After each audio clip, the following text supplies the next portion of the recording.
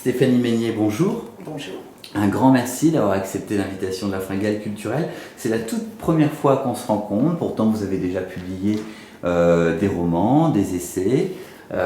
Aujourd'hui on se rencontre pour un nouveau roman, Tueuse mais pas trop, disponible aux éditions Fayard. C'est sorti en avril, alors c'est pas si tard mais c'est vrai qu'on est déjà entre la fin des... Enfin nous qui travaillons dans le livre, on est déjà sur les livres d'été et la rentrée littéraire qui est déjà en train de nous faire du gringue. Une excellente lecture pour les vacances. Alors moi je suis d'accord, même si c'est sorti en avril, c'est vraiment une très bonne comédie pour les vacances. Le bouquin craindra le sable sans problème.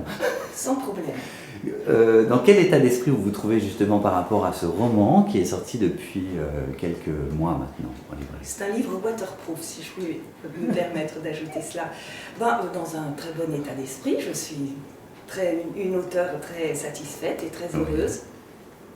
Ravi. Vous avez déjà quelques retours de lecture de... Oui. Alors c'est très drôle parce que le livre parle d'un club de femmes. Ouais. Donc j'ai des retours de lectrices et des retours de lecteurs qui sont très dissemblables. Les lectrices ont toutes le nom d'un encombrant à ajouter à la liste, Ouais. On va expliquer pourquoi, et les lecteurs se disent qu'il faut vraiment se méfier de la gente féminine. Ça c'est clair, dans votre livre c'est clair. C'est un coup à être parano des femmes. J'espère pas quand même. Non mais je plaisante. Alors, Tueuse mais pas trop, justement vous parliez de vos personnages, ce sont des femmes qui forment un club, mais un club particulier. Un club secret, sélect, élitiste et uniquement réservé aux femmes. Et pour rentrer dans ce club, il faut faire preuve d'une motivation à l'épreuve des balles, si je puis dire, parce que C'est bien choisi. Il faut commettre un meurtre. Il faut exécuter un ou une inconnue. Alors comme ça semble un peu fou de tuer quelqu'un qu'on ne connaît pas et auquel on n'a rien à reprocher, mais le système est très sophistiqué. Il ne s'agit pas de gagner des points comme dans un gang à Los Angeles en tuant le facteur ou la voisine. Là, la postulante au club va devoir éliminer quelqu'un qu'on appelle un encombrant, c'est le jargon de ces femmes, et qui pourrit la vie d'un autre membre du club. Celle à qui va profiter le crime a déjà rendu ce service à une autre femme, etc. Ainsi se crée une chaîne de solidarité féminine, une entraide bien particulière.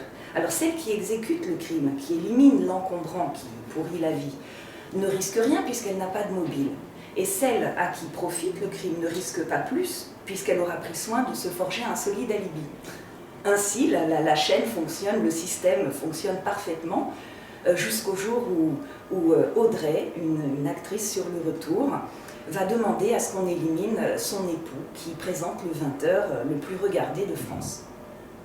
Comment est venue cette idée étonnante? Eh bien, d'abord, j'avais envie de faire un livre avec que des personnages féminins. D'accord. Un peu comme le film de George Cukor, Femme.